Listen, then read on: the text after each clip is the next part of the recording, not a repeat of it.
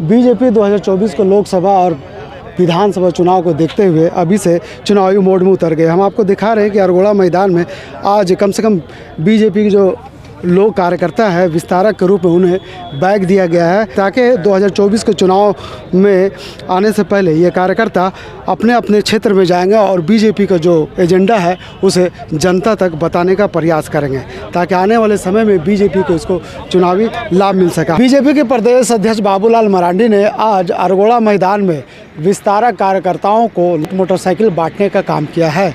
कह सकते हैं कि केंद्र सरकार द्वारा योजनाओं को ये विस्तारक अपने क्षेत्र में जाएंगे और जनता से मोदी जी की जो कार्यक्रम है उसे बताएंगे। अध्यक्ष बाबूलाल मरांडी क्या कुछ कह रहे हैं? इस सरकार के जो गरीब कल्याण योजना है, कार्यक्रम है, वो एक एक लोगों के यहाँ तक पहुँचाना। देश के प्रधानमंत्री नरेंद्र मोदी जी ने ये जो 9 वर्षों में जो काम किया है, अब तो 9 नहीं, अब तो 10 ही साल पूरा हो रहा है, तो जन जन तक पहुंचाना, एक एक लोगों के दिलों में उसको बिठाना क्या कि 10 वर्षों में कितना क्या काम हुआ है। अयोध्या में राम मंदिर के लिए बड़ी उत्साह से लोग भाग ले रहे हैं उसमें। बिल्कुल, राम मंदिर के लिए तो ऐसे समय में जब इन लोग जाएंगे तो एक संदेश और जाएगा, क्या बेहतर संदेश नहीं, राम मंदिर के लिए तो ऐसे ही पूरा देश या जहाँ भी सनातनी रहते हैं इस धरती में सब जगह उल्लास है, सब जगह खुशी है, क्योंकि 500 वर्षों की जो गुलामी का जो प्रतीक है वो समाप्त हुआ और वहाँ पर भव्य राम मंदिर बन रहा है। तो हर हिंदू, हर सनातनी को एक खुशी है, उमंग है और हर सनातनी, हर हिंदू चाहेगा कि अयोध्या में भगवान राम जी का दर्शन करे। आखिरकार मुख्यमंत्री ईडी का समन को लेकर पहुंच रहे हैं। मुझे लगता है अब समझ में आने लगा है, क्योंकि जिस प्रकार से कैबिनेट में उन्होंने निर्णय लिया था ऐसा लग रहा था कि मुख्यमंत्री तो मुख्यमंत्री लगता है कि अफसर भी क्या करते हैं, उनको नहीं समझाते हैं।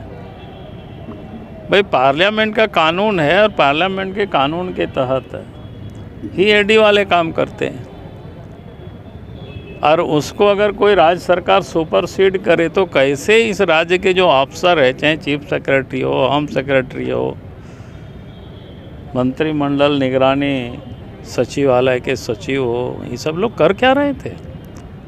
मुख्यमंत्री को नहीं समझा पाते हैं।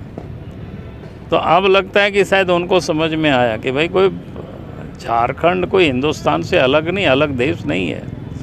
झारखंड में हिंदुस्तान के अंदर ही है, देश के अंदर, और झारखंड में भी वही सब कानून लागू है जो भारत की पार्लियामेंट में जो कानूनें बनती है।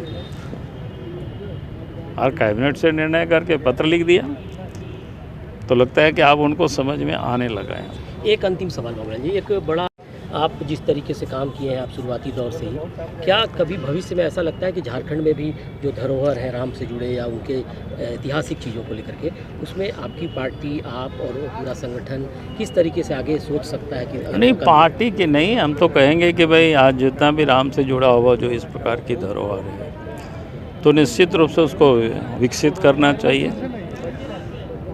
जब विकसित होगा, उन क्षेत्रों में आने जाने की अच्छी सड़कें होगी, कानून व्यवस्था ठीक होगा, वहाँ लोगों के रहने वगैरह की भी ठीक ठाक व्यवस्था होगी, तो लोग फिर उन सारे जगहों पर लोग आएंगे, यात्रा करेंगे, दर्शन करेंगे।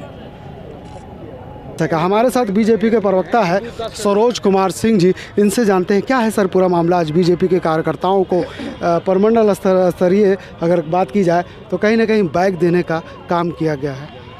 ये पार्टी के विस्तारक योजना है। 81 विधानसभा में 81 विस्तारक निकाले गए हैं, होल टाइमर कार्यकर्ता जिसको कहते हैं, और 14 लोकसभा में 14 निकाले गए हैं। ये होल टाइम कार्यकर्ता हैं जो अभी से लेके 1 साल तक पार्टी के संगठन का वहाँ काम करेंगे। और ऐसे पूर्णकालिक कार्यकर्ता जिसको हम लोग बोलते हैं, पूर्णकालिक कार्यकर्ताओं को जो है वो जो 1 साल में चुनाव में पार्टी के लिए लोकसभा विधानसभा तक काम करेंगे, उनके लिए पार्टी के काम करने के लिए उनको मोटरसाइकिल दिया गया है।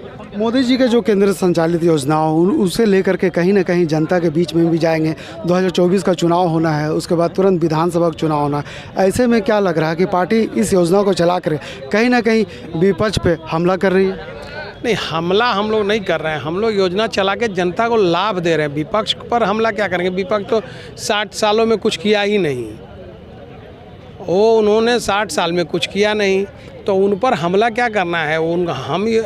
हमें मौका मिला है, मोदी जी को मौका मिला है, और मोदी जी ने जनता के लिए करके दिखाया है और जनता उनके साथ है।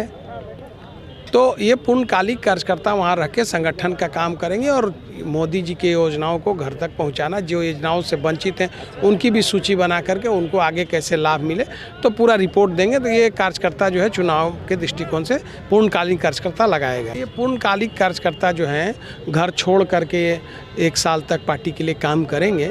तो ऐसे सभी कार्यकर्ताओं का मार्गदर्शन के लिए माननीय अध्यक्ष जी आए थे और उनका भी मार्गदर्शन हुआ है और अपने से उन्होंने कार्यकर्ताओं को जो है रवाना किया है।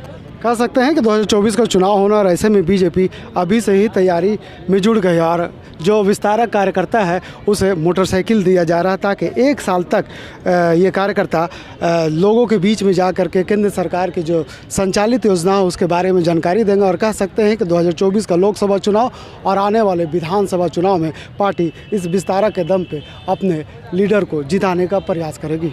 अपने सहयोगी विशाल के साथ नौशाद, लाइव इंडिया, रांची।